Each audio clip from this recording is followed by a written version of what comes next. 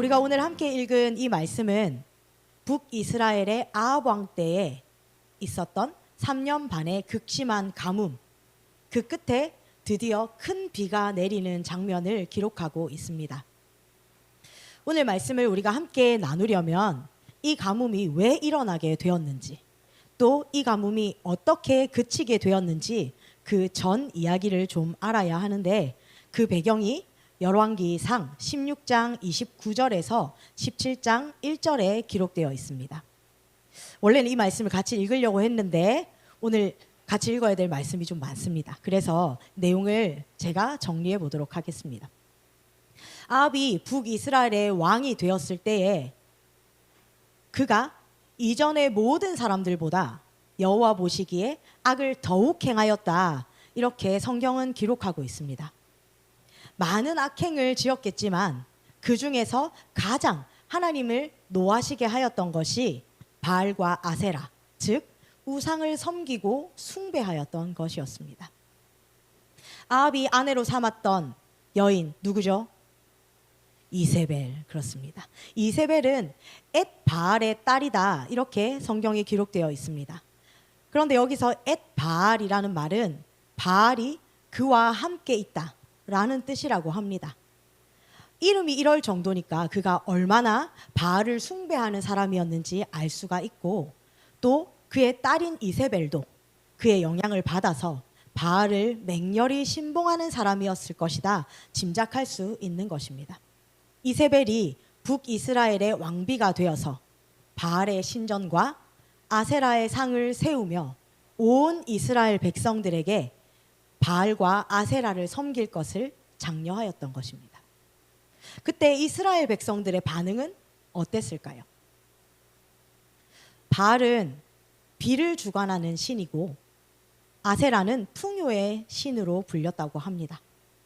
당시 농사를 짓던 이스라엘 백성들 또한 농사의 성공과 풍요를 가져다 준다는 이 바알과 아세라를 열심으로 섬겼던 것으로 보입니다.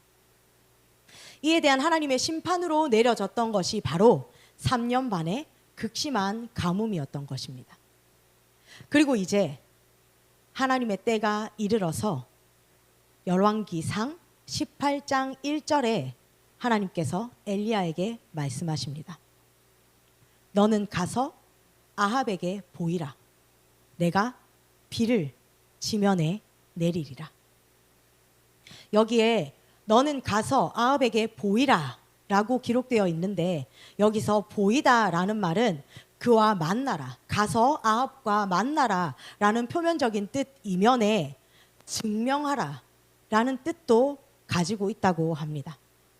즉 하나님은 비의 신, 풍요의 신이라 불리는 우상 바알과 아세라를 섬기는 이스라엘 백성들에게 누가 참 하나님이신지 증명하기를 위해서 그 땅의 비를 멈추게 하셨고, 이제 때가 되어서 하나님의 선지자 엘리야를 통해 다시 그 땅에 비를 내리게 하심으로 하나님만이 유일한 신이심을 나타내 보이고자 했던 것입니다. 그리고 이어서 그 이름도 유명한 갈멜산 전투가 벌어집니다. 열왕기상 18장 19절에서 21절 말씀, 우리 이 말씀 한번 찾아서 읽어보겠습니다. 시작. 그런즉 사람을 보내 온 이스라엘과 이세벨의 상에서 먹는 바알의 선지자 450명과 아세라의 선지자 400명을 갈멜산으로 모아 내게로 나오게 하소서. 아합이 이에 이스라엘의 모든 자손에게로 사람을 보내 선지자들을 갈멜산으로 모으니라. 엘리야가 모든 백성에게 가까이 나아가 이르되 너희가 어느 때까지 둘 사이에서 머뭇머뭇하려느냐? 여호와가 만일 하나님이면 그를 따르고 바알이 만일 하나님이면 그를 따를지니라 하니 백성이 말 한마디도 대답하지 아니하는지라. 여기서 백성이 아무 말도 대답하지 않은 것을 보아서 이들이 얼마나 바알과 아세라를 따르고 있었는지 잘 알 수 있겠죠. 엘리야는 바알 선지자 450명, 아세라 선지자 400명을 갈멜산으로 불러달라. 각각 자신의 신에게 제단을 쌓고 불로 응답하는 신이 참 신이심을 놓고 우리 대결하자. 결투를 신청합니다. 그리고 어떻게 됩니까? 잘 아시는 바와 같이 바알 선지자들은 그 쌓은 제단 주변을 뛰놀면서 불을 구하였으나 아무 응답이 없었습니다. 그러자 그들은 그들의 그 규례를 따라서 자신의 몸에 상처를 내며 계속해서 제사를 올렸지만 끝내 아무 일도 일어나지 않았습니다. 그리고 드디어 우리 하나님의 선지자 엘리야의 차례가 되었습니다. 엘리야는 제단을 쌓은 뒤에 그 쌓은 나무와 번제물에 물 4통을 붓기를 3번이나 반복했다고 성경은 기록하고 있습니다. 제단 위와 그 주변으로 물이 철철 흘러 넘치도록 한 뒤에 하나님께 이렇게 간구하였습니다. 열왕기상 18절 36절에서 37절입니다. 아브라함과 이삭과 이스라엘의 하나님 여호와여, 주께서 이스라엘 중에서 하나님이신 것과 내가 주의 종인 것과 내가 주의 말씀대로 이 모든 일을 행하는 것을 오늘 알게 하옵소서. 여호와여, 내게 응답하옵소서. 내게 응답하옵소서. 이 백성에게 주 여호와는 하나님이신 것과 주는 그들의 마음을 되돌이키심을 알게 하옵소서. 아멘. 엘리야가 무엇을 구하였습니까? 하나님, 이 제단에 불을 내리셔서 하나님만이 참 이스라엘의 하나님이시며 또 이 백성들이 그 하나님이 참 하나님이신 것을 깨달아서 마음을 돌이켜 하나님께로 다시 나오게 도와주시옵소서. 이렇게 간구했던 것입니다. 그러자 무슨 일이 일어났습니까? 우리 열왕기상 18장 38절에서 39절을 같이 읽어보겠습니다. 함께 읽겠습니다. 시작. 이에 여호와의 불이 내려서 번제물과 나무와 돌과 흙을 태우고 또 도랑에 물을 흩은지라. 모든 백성이 보고 엎드려 말하되 여호와 그는 하나님이로소 여호와 그는 하나님이시로다 하니. 마저 읽겠습니다. 40절 시작. 엘리야가 그들에게 이르되 바알의 선지자를 잡되 그들 중 하나도 도망하지 못하게 하라 하매 곧 잡은지라. 엘리야가 그들을 기손 시내로 내려다가 거기서 죽이니라. 아멘. 물을 몇 통 부었어요 지금? 12통. 그렇습니다.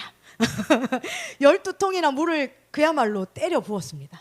그 제단과 번제물에 아주 축축하게 물이 젖어 있는 그 제단에 그 번제물 위에 하나님의 강력한 불이 임하여서 번제물과 나무와 돌과 흙을 다 태우고 도랑에 흐른 물까지 모조리 다 핥았다라고 성경은 기록하고 있습니다.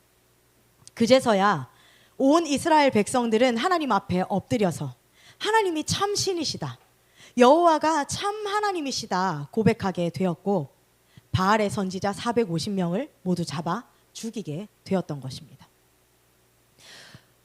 오늘 본문은 드디어 바로 이 일 후에 일어난 일을 기록하고 있습니다. 하나님께서 엘리야에게 말씀하셨습니다. 열왕기상 18장 1절입니다.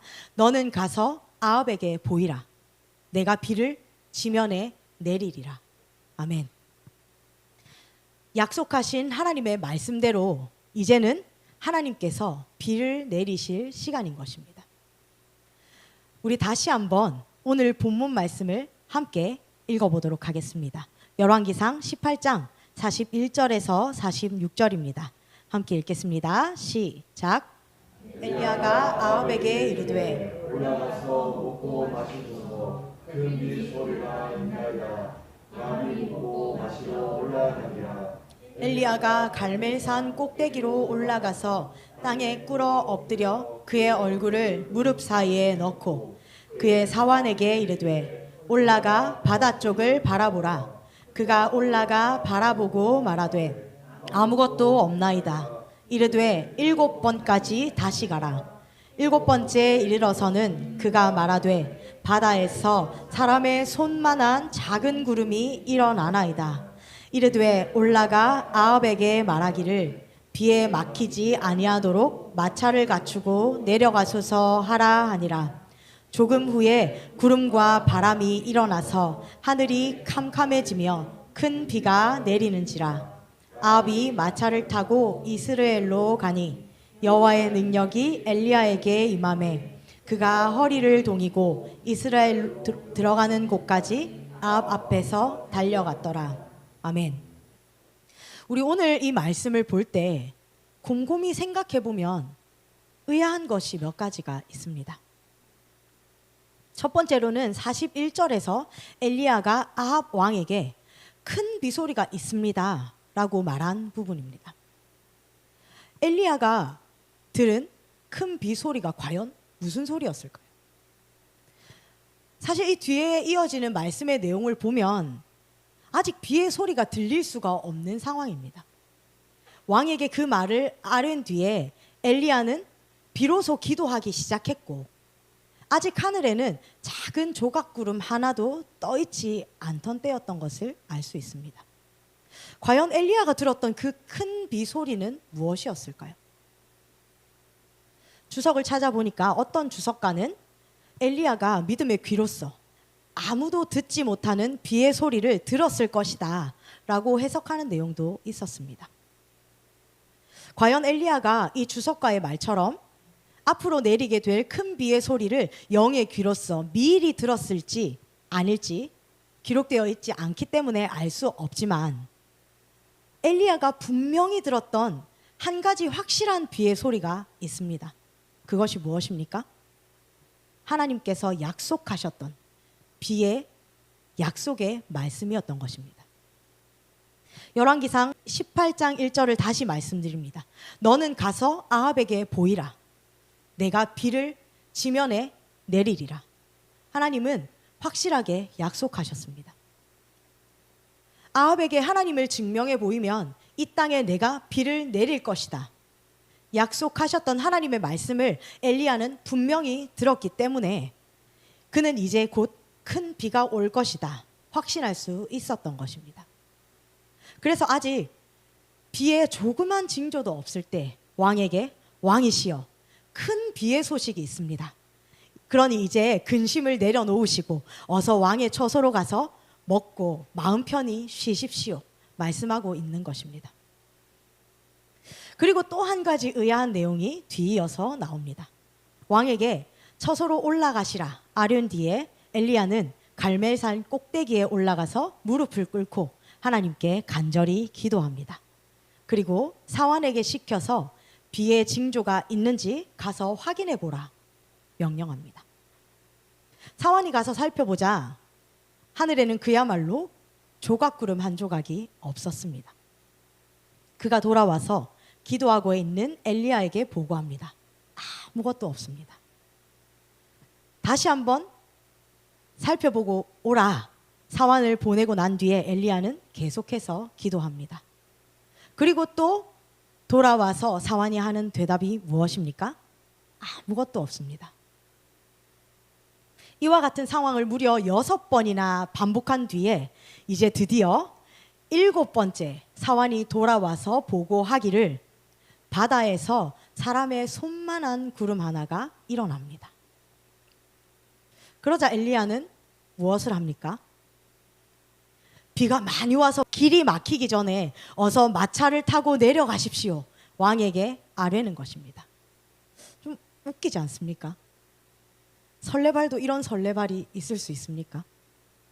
손바닥만한 구름이 요 머리 위에 떠 있는 것도 아니고 저 먼 바다 끝에서 조각구름 하나가 일어납니다 라는 소리를 듣고 엘리야는 왕에게 이제 진짜 큰 비가 올 텐데 왕이시여 지체하다가는 비에 막혀서 내려가실 수 없을지도 모르니 속히 내려가십시오. 이렇게 아뢰고 있는 것입니다. 높은 데서 멀리 내려다보지 않으면 보이지도 않을 그 구름 한 조각을 가지고 이렇게나 호들갑을 떨다니 왕이 하늘을 보면 기가 막힐 수 있는 상황인 것입니다. 지금까지 3년 반 동안 비 한 방울 내리지 않은 이 상황에서 언뜻 보아서는 구름 한 조각도 보이지 않는 이때에 이동이 어려울 정도로 큰 비가 올 것입니다. 라는 엘리야의 말이 이상하게 보이는 것이 어쩌면 당연한 일일 것입니다. 그런데 어떻게 되었습니까? 엘리야의 말대로 곧 구름과 바람이 일어나서 하늘이 캄캄해지고 곧 비가 내리기 시작했다고 오늘 말씀은 기록하고 있습니다. 오늘 말씀을 액면 그대로만 보면, 나타난 모양 그대로만 보면 엘리야는 그야말로 설레발의 의인화인 것으로 보입니다. 하늘이 구름 한 점 없이 맑을 때 큰 비의 소리가 들린다는 둥, 이제 겨우 손바닥만한 조각구름 하나가 저기 먼 바다에서 떠오르고 있을 뿐인데 이제 아주 큰 비가 와서 길이 막힐지도 모릅니다 라는 둥, 아주 설레발도 이런 설레발이 없는 것입니다. 그러나 앞서 큰 비의 소리를 들었다고 한 엘리야의 말이 하나님의 약속의 말씀을 믿는 믿음의 고백이었던 것과 같이 손바닥만한 조각구름 하나를 보고 큰 비를 피해야 합니다 라고 말한 이 말 역시도 하나님의 말씀을 굳게 믿은 엘리야의 믿음의 고백으로 볼 수 있을 것입니다. 엘리야는 이스라엘에 임한 이 가뭄이 바알과 아세라 우상을 섬기는 이스라엘에게 내린 하나님의 진노였음을 알고 있었습니다. 그렇기 때문에 그가 아합 왕 앞에서 하나님이 참 하나님이심을 증명하였고 이스라엘이 모두 하나님 앞으로 돌이키게 된 이때에 너는 아합 앞에 나를 증명하라. 그러면 내가 비를 내리겠다. 말씀하신 하나님의 말씀이 이루어질 것을 굳게 믿었던 것입니다.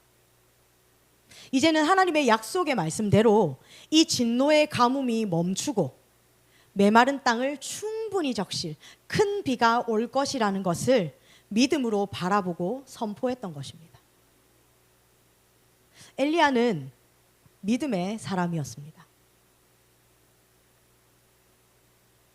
만약 그가 하늘이 새카매지는 것을 보고 이제 큰 비가 오겠다. 과연 말씀대로 큰 비가 오는군 이라고 생각했다면 우리는 엘리야를 이만한 믿음 위의 사람으로 바라보지 않을 것입니다.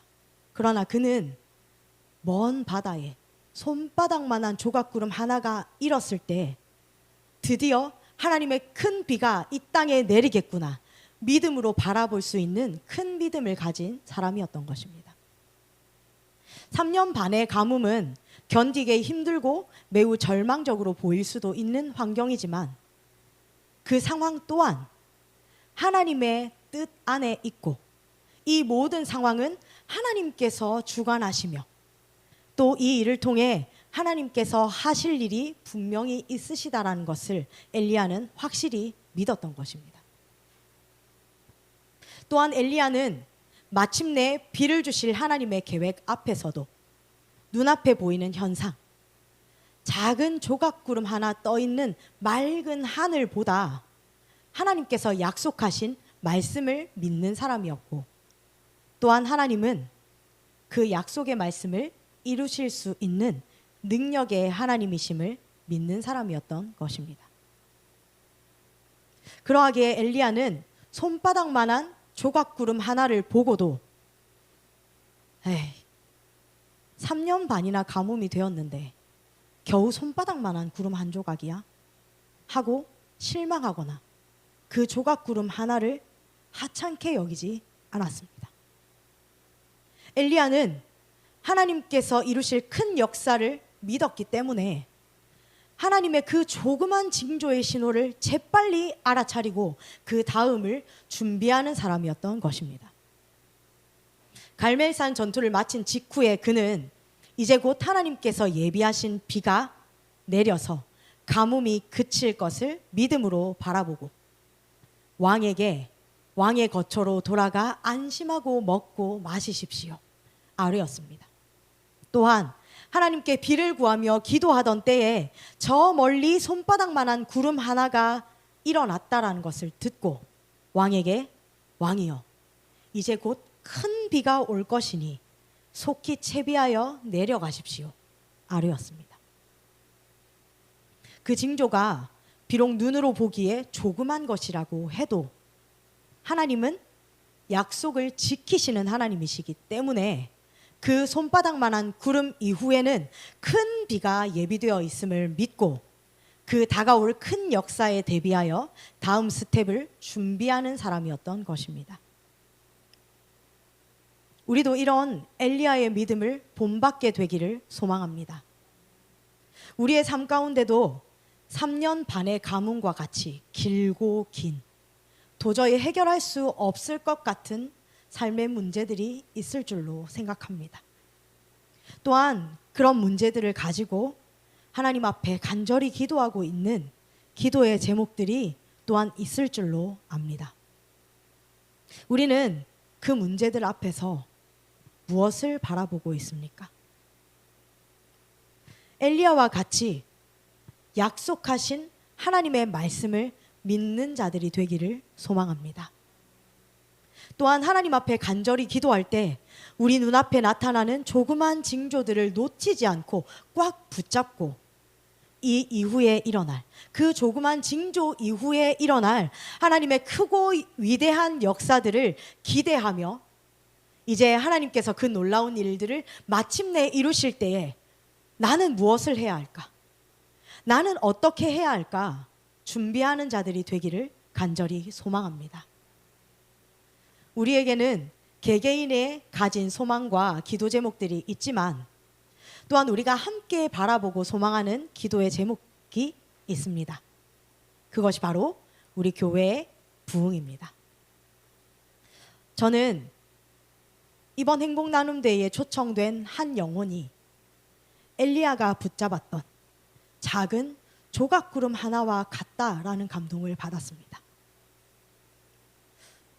과연 그 조각구름 하나가 3년 반의 가뭄을 해결할 수 있을까 싶은 우리 눈에 너무나 작게 보이는 징조라 할지라도 하나님은 하나님의 크신 능력으로 하나님의 계획을 이루시는 분이심을 믿습니다. 혹시 마음 가운데 실망하지 않으셨습니까? 행복나눔데이를 열심히 준비하고 우리 베스트들을 열심히 초청하였는데 한 명 왔어? 하고 마음 가운데 실망하지 않으셨습니까? 그것이 사람의 눈으로 보기에는 우리는 70명을 바라보고 있는데, 우리는 천군만마를 바라보고 있는데 겨우 한 명? 하고 실망할 수 있는, 우리의 육의 눈으로 보기에 실망할 수 있는 적은 수처럼 보이지만 그것은 하나님이 약속하신 그 약속의 말씀을 믿을 때 결코 작은 것이 아닌, 앞으로 이 하늘을 깜깜하게 뒤덮고 하나님께서 큰 비를 내리실 그 큰 역사의 조그만한 징조인 것으로 믿음으로 바라볼 수 있기를 소망합니다. 하나님께서 엘리야에게 비를 내리리라 약속하신 것과 같이 우리에게는 70명의 성도와 천군만마 세계비전을 약속하셨습니다. 그리고 우리의 오랜 기도의 기다림 끝에 먼 바다에서 손바닥만한 구름 하나가 떠올랐던 것과 같이 우리에게도 한 영혼을 보내어 주셨다라는 것을 믿음으로 바라볼 수 있기를 바랍니다. 비록 눈앞에 보이는 징조는 작지만 그 이후에 행하실 하나님의 일은 3년 반 동안 가물었던 그 땅을 충분히 적실 큰 비의 역사일 줄로 믿습니다. 그러면 이제 우리는 무엇을 해야 하겠습니까? 우리는 하나님께서 일으키실 그 약속의 부흥에 대비하는 자들이 되어야 할 것입니다. 70명의 성도와 천군만마 세계비전을 감당할 준비를 해야 하는 것입니다. 하나님은 준비된 자들을 통해 일하시고 또 충성된 자들에게 더 많은 것들을 맡겨주시는 하나님이심을 믿습니다. 하나님께서 하나님의 큰 역사를 일으키실 때에 우리도 쉬지 않고 우리의 할 일을 준비하고 감당하는 자들이 되기를 소망합니다. 하나님은 우리 개개인의 소망의 기도에도 또한 우리 교회의 부흥을 위한 간절한 기도에도 반드시 응답하시고 하나님께서 약속하신 것들을 반드시 이루어 주실 것입니다. 하나님께서 약속하신 일에 조그만 징조가 보인다면 우리는 준비해야 하는 것입니다. 내가 만약 풍성한 재물을 구하고 있다면 우리는 믿음의 청지기로 설 수 있는 준비를 해야 할 것입니다. 또 만약 내가 좋은 배우자를 구하고 있다면 내가 좋은 배우자가 될 수 있도록 준비해야 할 것입니다. 그리고 우리가 교회의 부흥을 위해 기도하고 있다면 장차 몰려오게 될 새 가족들을 어떻게 하면 사랑으로 섬길 수 있을지, 그들을 한 가족으로 받아들일 수 있는 하나님의 마음을 준비하고 또 믿음으로 그들을 우리 어깨 위에 세울 준비를 해야 할 줄로 믿습니다. 이사야서 62장 6절에서 7절 말씀에 이렇게 기록되어 있습니다. 너희 여호와로 기억하시게 하는 자들아, 너희는 쉬지 말며 또 여호와께서 예루살렘을 세워 세상에서 찬송을 받게 하시기까지 그로 쉬지 못하시게 하라. 아멘. 우리 하나님은 하나님의 역사를 위해 쉬지 않으시는 분이십니다. 아멘. 그리고 하나님은 우리에게도 동일하게 너희 쉬지 말라라고 말씀하십니다. 우리 하나님은 지금까지 한 번도 쉬지 않으시고 하나님의 일을 해 오셨고 또 이제 우리에게 그 징조를 보이셨음을 믿습니다. 우리도 이제 쉬지 않고 계속해서 더욱 기도하며 또한 쉬지 않고 하나님의 일들을 감당할 준비를 해 나가는 저와 여러분이 되기를 소망합니다. 우리 함께 기도하겠습니다. 하나님께서 우리의 작은 소망과 기도 하나까지도 놓치지 않으시고 다 듣고 계시며 쉬지 않고 일하시고 또한 하나님의 역사를 이루고 계셨음을 믿음으로 바라보게 해 주시옵소서. 함께 기도하겠습니다.